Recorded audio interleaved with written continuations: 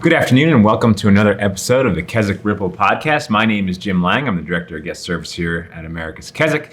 And each week we want to bring you a testimony that we hope encourages your heart and life. One of the most dynamic parts of our ministry is that when a man or woman comes into one of our programs and is radically changed by the gospel of Jesus Christ, they're then sent back out to their churches, their families, their communities, and God uses them in a mighty way. And so we have a special guest for you today. We have Chaplain Rick Brickey from the Colony of Mercy. He's also a Colony graduate, and he was actually my chaplain while I was here at the Colony back in 2013. So it's my privilege to interview him today and get a little bit of his story. So Chaplain Rick, thank you for joining us today. Thank you for having me. All right.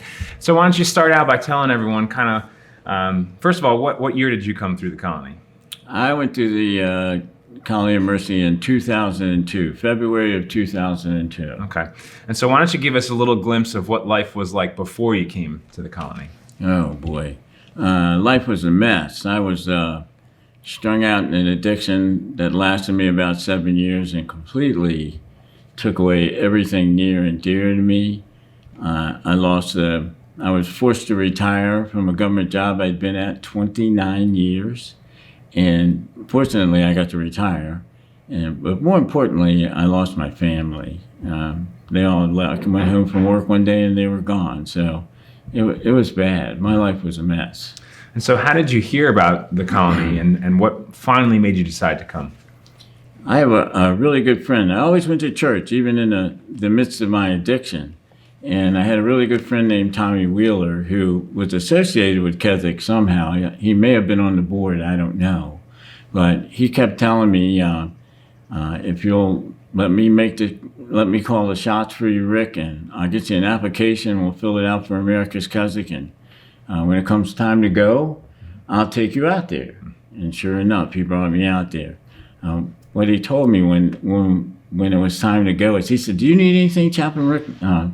And I said, "No, I don't need anything." He said, "Good, we'll have a nice 4 months or have a nice walk home."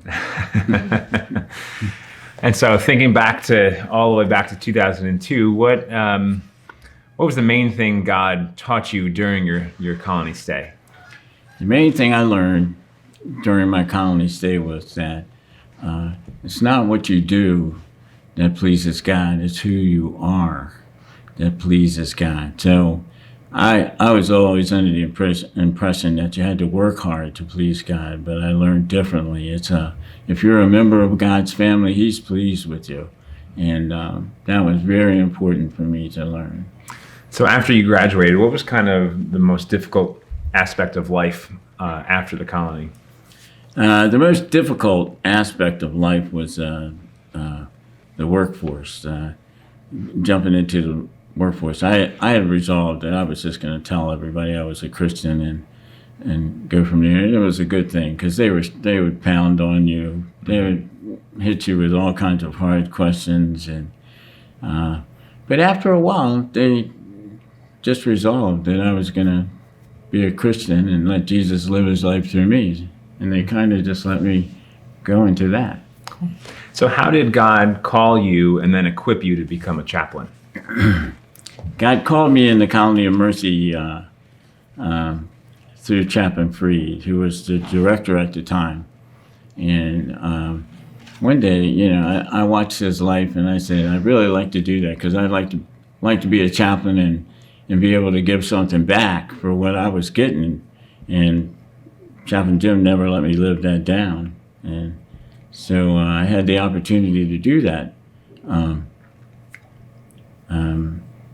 I fell off of a truck is what happened. I was working on the outside and fell off of a truck, and I had a chance to train to be a chaplain. So the state paid for my tuition and paid me a salary like I was on disability for a while. And then the second, third, and fourth year of training, the director of the school I was going to asked me if I'd like to work for her. And so I worked the other 3 years for her and finished my chaplaincy program out there. Awesome. So what has been some of the most rewarding and most challenging parts of being a chaplain at the Colony of Mercy? The most rewarding part is when you see a guy finally, when you see someone finally accept the fact that Jesus is alive in him and he wants to live out through him. And the most challenging part is waiting for that to happen. If I have my way, I get him to do it right away. But you have to wait on the Lord. It's all up to him. So more likely than not, there's probably someone watching this podcast today who's struggling with addiction. What would you say to them today?